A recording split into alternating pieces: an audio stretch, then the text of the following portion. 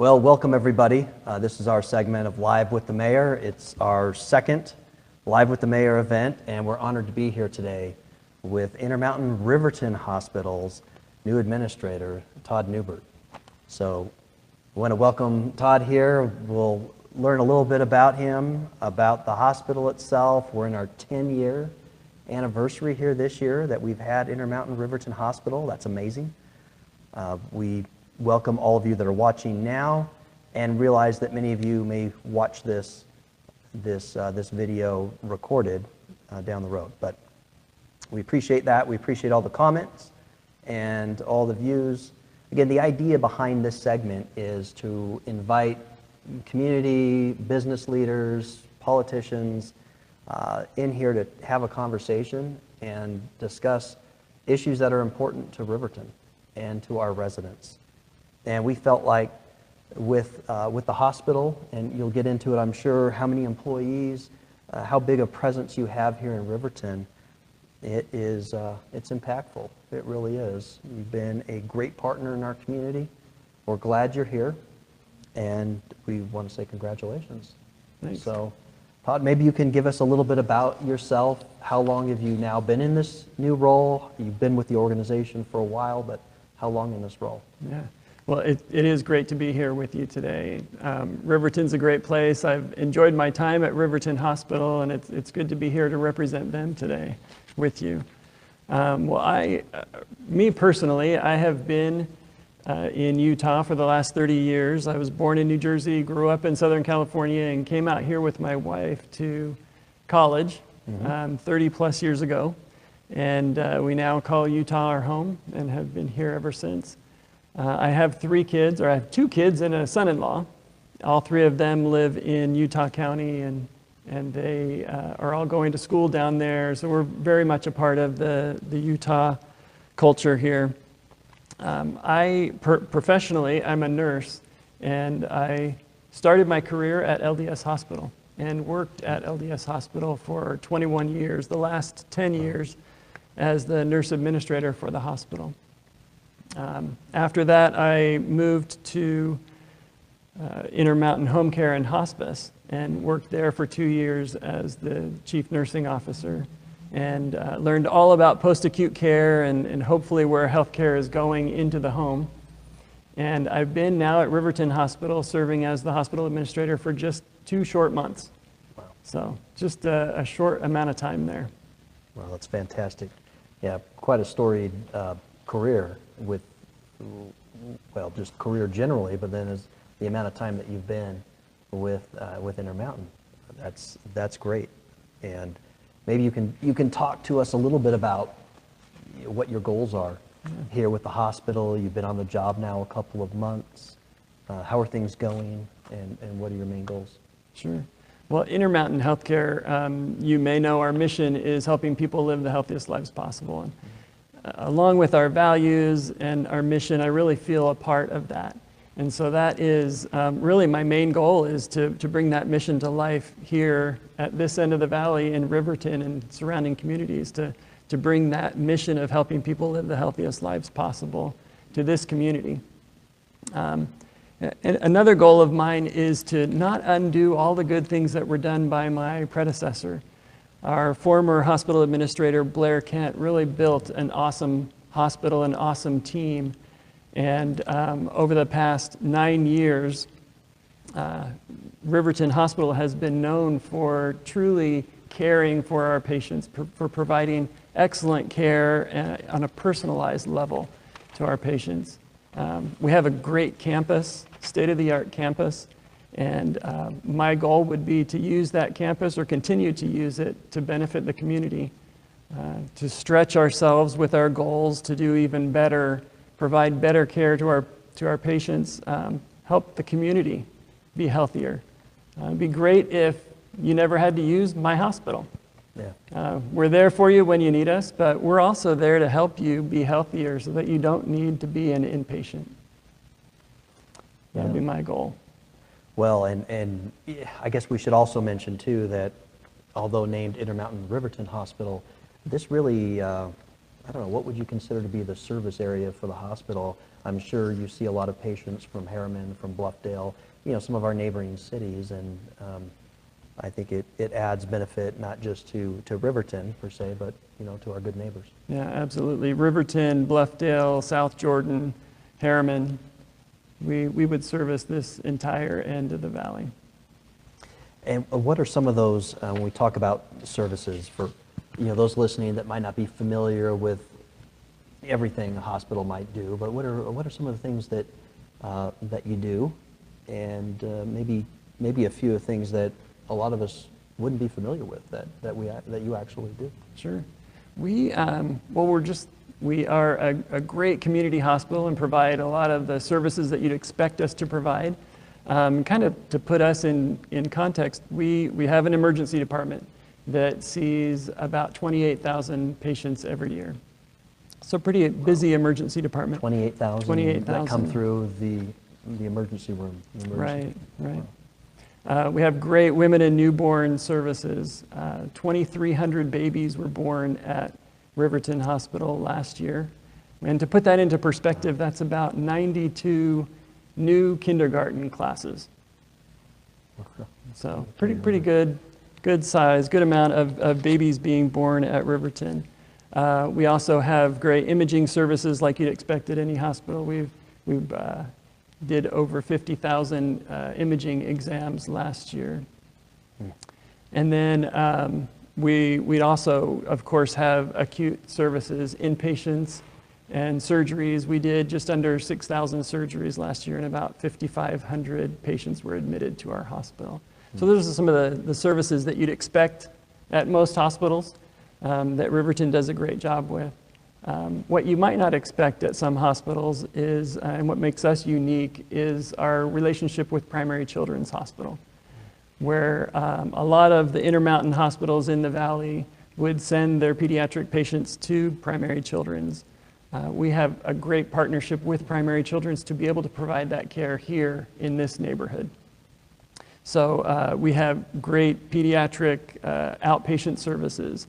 We have inpatient beds for kids to stay overnight. We have 29 specialty clinics for pediatrics at Riverton Hospital. So that's something a little unique about us. Wow, 29. So what types of pediatric care, for those that may not be familiar, myself included, you say that you can do a lot of the same things that can be done at which hospital? Primary Children's. Primary Children's. Okay. So some of those services might be... So a lot of the medical specialties and surgical specialties that you'd expect to see at a big children's hospital like Primary Children's, ENT services, ear, nose, throat services. We have a kids care on site. We also have an Instacare on site. So if you have urgent care, if you have emergent care, Riverton's the place to go. Just about any service that you would need for your kids, we can provide at Riverton Hospital. And then we also partner with Primary Children's in a way that we can do televisits. So we can Skype in a physician from Primary Children's. We can get the expertise that you might need right from Primary Children's at Riverton Hospital. It's kind of a cool thing to have in our community that a lot of communities don't have. Absolutely. No, great benefit to have all those services so readily available and so close here to home for us. It sounds like it offers quite a bit. I mean, are there any challenges in particular that the hospital is facing right now? I know generally the medical industry, has seen quite a bit with costs going up and up, and I can imagine maybe that could be a challenge, but are there any challenges particularly? Yeah, it's always challenging to keep costs down. In a growing industry, especially here in Riverton, we are growing. I think our biggest challenge for Riverton is the growth of the community, the growth that we're seeing in this corner of the valley, and keeping up with that growth, providing the care that we need to provide to the community, more and more patients coming to the hospital, and really recruiting for that growth in the valley, staying ahead of it. Yeah.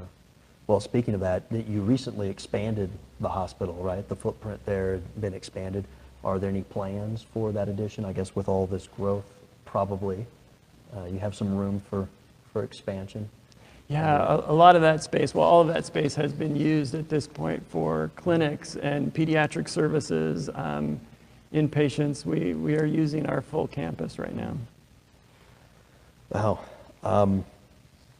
Can you talk about some of the things that the hospital has done? I know IHC's or Intermountain has been very innovative when it comes to insurance in offering, really looking at trying to mitigate the increasing costs that all of us are seeing in the medical industry nationwide. Read something recently in the newspaper about generic drugs. It seems like Intermountain is very innovative. They have a very innovative culture.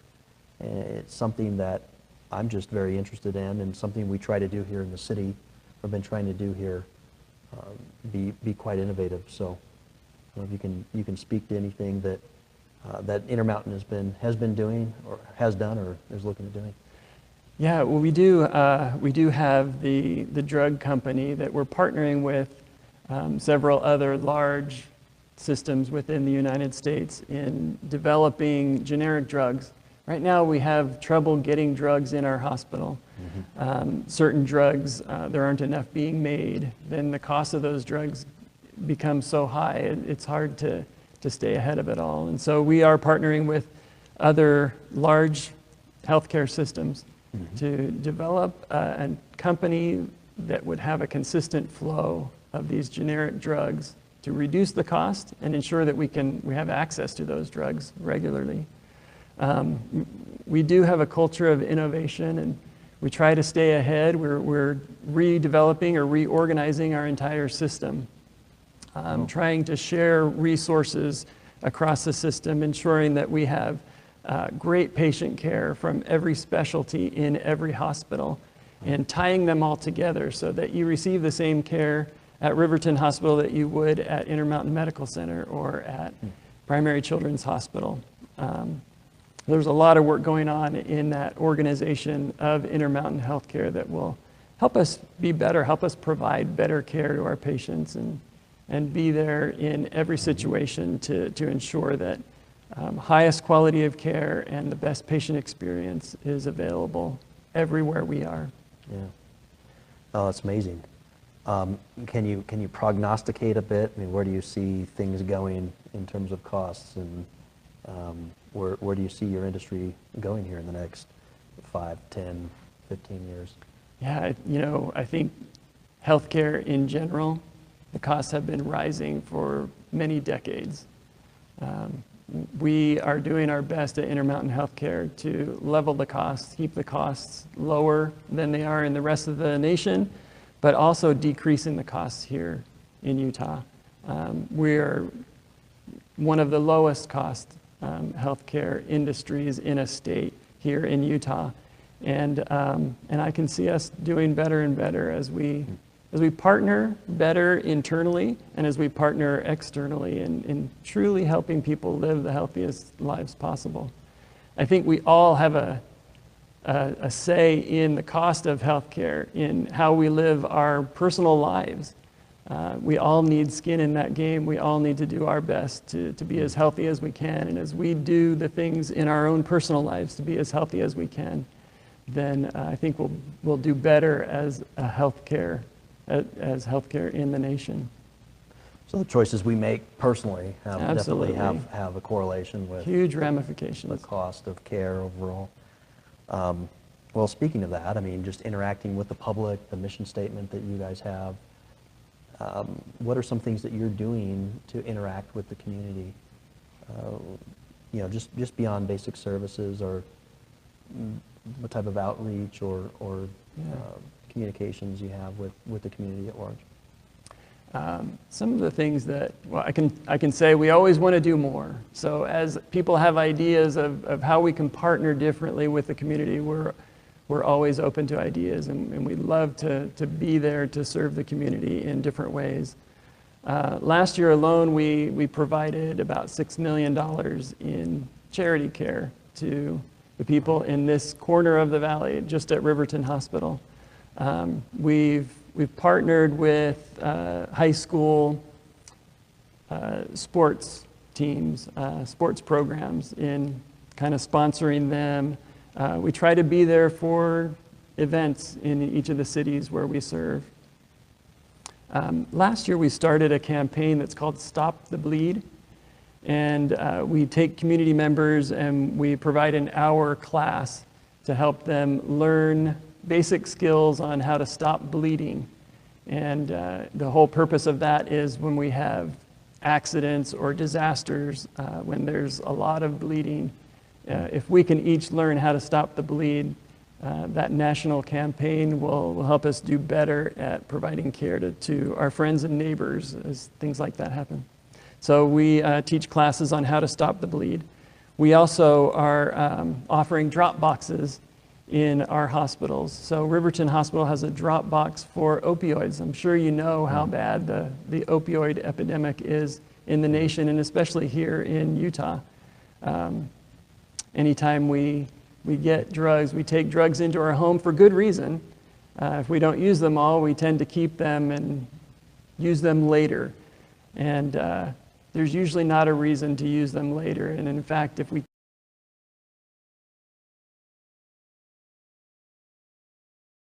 and our children and our loved ones who might have access to those drugs. So we're trying to get out to the community and get people to bring their excess medications, all of their pain control medications, into the hospital, and we'll dispose of them for you. And you have drop boxes. We have drop box at Riverton Hospital, and we'd love to see it used more. Yeah. Well, I know one of the things you do too quite well. You're really vested in the community here, and we appreciate that. Been a great partner for Riverton. I know that you participate as well with our Healthy Riverton Committee, and that committee looks at, among other things, some of the mental health issues that are affecting our youth. We just had an event last night at Riverton High School that was a packed house where we talked about, we started this dialogue about mental health and the anxiety and depression, and unfortunately the self-harm that sometimes our youth go through or inflict upon themselves. And that's something that I've appreciated, is your willingness to help with that specific committee in our community. So that's a big deal for Intermountain also. We are on a campaign to have 0 suicides. There's no reason to have a suicide, and we're finding that we need to talk about that more. A lot of people think that talking about it might cause more self-harm, and what we're finding is actually the opposite. We need to talk about it. We need to get out there and help people get the help they need to keep them safe. Absolutely. Well, I understand that this is a big year for you guys. It's a 10-year anniversary. You've got a health fair coming up. 10-year event, a couple different events here. Maybe you could talk to us, our audience here, about that. Yeah, so we have a health fair coming up in October. You can find this on our Facebook page. It's on October 13th from 9 a.m. to noon, and we'll have several events for the entire family at that health fair. We'll have a drive-through flu shot clinic. So pile all your kids in the car, you can come through, and with your insurance card, we'll take care of all that for you. We'll give everyone a shot through the window. Park your car, come in and have some healthy screenings. We'll have free health screenings for blood pressure, body composition, body fat composition, lipid panels, so cholesterol. Things like that you can do. We'll have lots of events for the kids. We'll have an interactive operating room for the kids to kind of feel what it's like to be a surgeon and use some safe surgical instruments that day. And that's October 13th. October again. 13th. I believe that's a Saturday. It is. And it will run 9 to noon. 9 to noon. Okay. So you've got that October 13th on Saturday, 9 to noon. You've got drive-by flu shots, screenings. You've got all kinds of services that you'll be providing, and this is just free to the public. Free to the public. Okay. Anything else going on? Anything else you want to talk to our? Yeah, we are celebrating our 10th anniversary next year. And we'd love your help in determining how we celebrate. You know, we're very proud that we've been in the community for 10 years, providing health care, providing the needed care here in this community. And we want to find an appropriate way to celebrate, but even do more than we've ever done to give back to the community. So we'd love some ideas on what that looks like next year. I have a team that will be working on plans for that, but we'd love suggestions, love to hear ideas from the community on how we can partner with you differently in this 10th year. Well, that's great. That's something I know my administration and our city council has really looked at engaging, informing our residents. And if you're asking for some input there on how that event should roll out, you know, residents, let's go ahead and offer up some suggestions. We can have those fielded by our marketing team. If you want to send us an email or your elected official an email, we do have an events committee now, a bunch of resident volunteer committees that we've just recently established, and some great participation in our community. So I would suspect that we have some ideas that will be forthcoming. When is there a date for that? Do you know when that might take place? We'll be planning events probably all year long, but a culminating event toward the end of next summer. Into next summer. Okay. Great. Well, I really want to thank you for being here and sharing, introducing yourself to our community and explaining maybe some of the things that a lot of us didn't know that were going on, or that you do, the services you provide, your engagement and participation in the community, and for just everything that you do. I mean, $6 million in charitable work that you've done just within this area is fantastic. The support you show to sporting organizations and high schools and here, it's just, it's great. And again, we're grateful that you're here and that you've been such a great partner, and happy 10-year birthday or anniversary. But everyone, Todd Neubert, the administrator at Intermountain Riverton Hospital, and Thank been you. on the job 2 months. 2 months. So congratulations. Thank and thank you. you very much. Thanks. Appreciate it.